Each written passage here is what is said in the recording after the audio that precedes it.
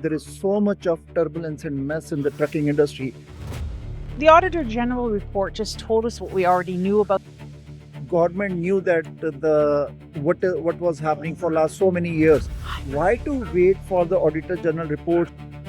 Any new driver who is going to take on that sort of liability. And I think, again, that's an educational piece. Have you seen the truck drivers on the roads asking for their wages, having those banners? Mostly these scenes are visible in the Peel region. Even recently, the Auditor General's report came out, and there is so much of turbulence and mess in the trucking industry.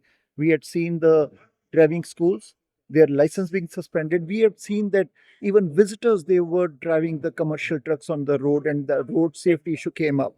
You were very vocal into these kind of things. What you will say about the Auditor General's report? So the Auditor General report just told us what we already knew about the interest or the industry itself. I mean, it was, again, the silent, secret that no one knew, but they did know. What we need to look at is we have some great tools in Ontario that can certainly help us to distinguish, again, whether you have somebody who's on the up and up or, and again, not to say that they're not, but they should be part of things like they should have a CVOR. Truck schools need to have a CVOR, absolutely, but that CVOR should be in their own name at the address that they operate, allowing transparency to happen. MTO can come and visit the school, knows where that school is. It is captured on their commercial records. Every single student in the province of Ontario that takes a mandatory entry-level training course, I have to sign as a school owner an affidavit saying they've completed the course. How about we just add one more little step and add the CVOR code? Okay, then we end up having that compliance and that oversight that MTO so desires. Every the driving schools, government knew that what was happening for last so many years. Why to wait for the Auditor General report to expose everything? And then government said, okay, now we will act. But still, can this be fixed? Will it be fixed? Or it will be same as, because trucking is the backbone of the economy, and we have seen what happened to the trucking. Exactly. So let's talk a little bit about that. There has been a new document that has just recently been signed between MCURES, Ministry of Training, if you wish, okay, and the Ministry of Transportation. So they've just recently signed an agreement that they are not working in silos, that the information can be shared from the MTO to, again, the Ministry of MCURES or Education. So that's the beginning. This is the beginning of we need to share information. We need to see integrity. Things like having a website. Again, if you're going to a school that doesn't have a website, then they do not have the accountability for all of the necessary policies in order to operate a school.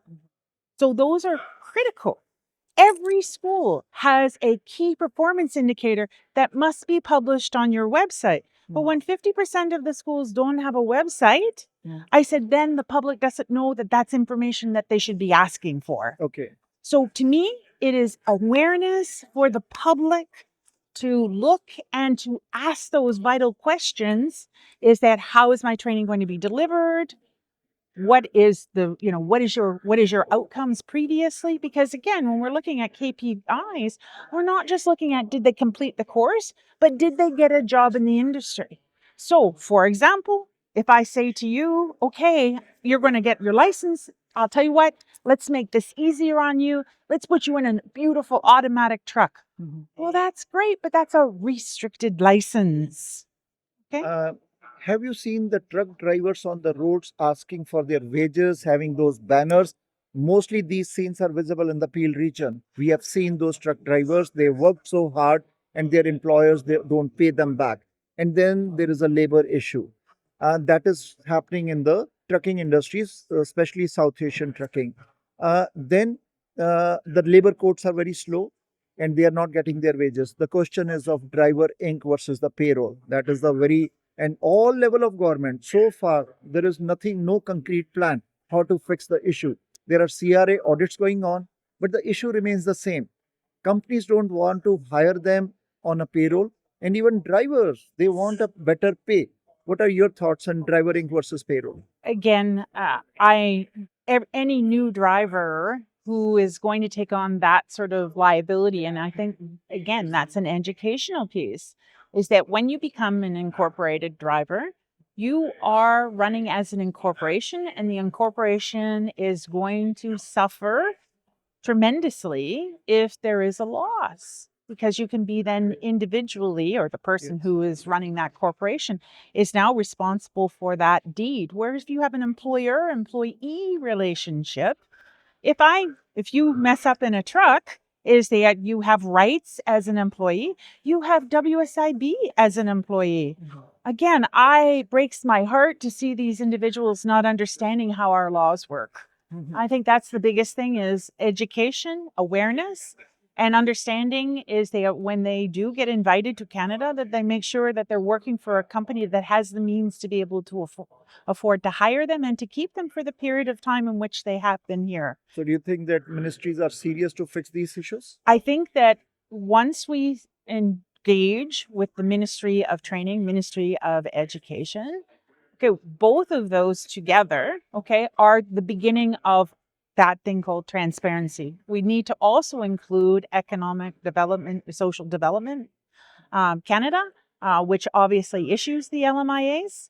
Once we start to haul in or realize that this is cross, again, cross looking at all the information. The other one is that, every person can visit this wonderful place called Google. And, Google can tell us so much information. Please, I encourage anybody coming to Canada who's taking a trucking job to look at the company that they're being hired by. There is a lot of information from, again, if they're running into the States, there's the FMSCA safer system, which tells them about the size of the fleet. So if they're promising you that they're working for a fleet of 500 and you go down to FMCA and they have 30 trucks, then you just ask them, oh, are you a domestic carrier? Are you, again, a US carrier? You want me to go to the States? Things of that nature is going to give you lots of information today. Okay, what is your final message to the truck drivers? Yeah, to truck drivers, it's a hard job, and it's something that you should be rewarded for and paid for. And the same token is that, when you are signing on with a company, just make sure that you have investigated them and they're the companies of choice. Again, employer employee relationships have a lot of, again, safety nets in Canada that are protecting you as a worker. No one does not want to see you get home at night and back to your families. Thank you. Thank you. Thank you. Thank you.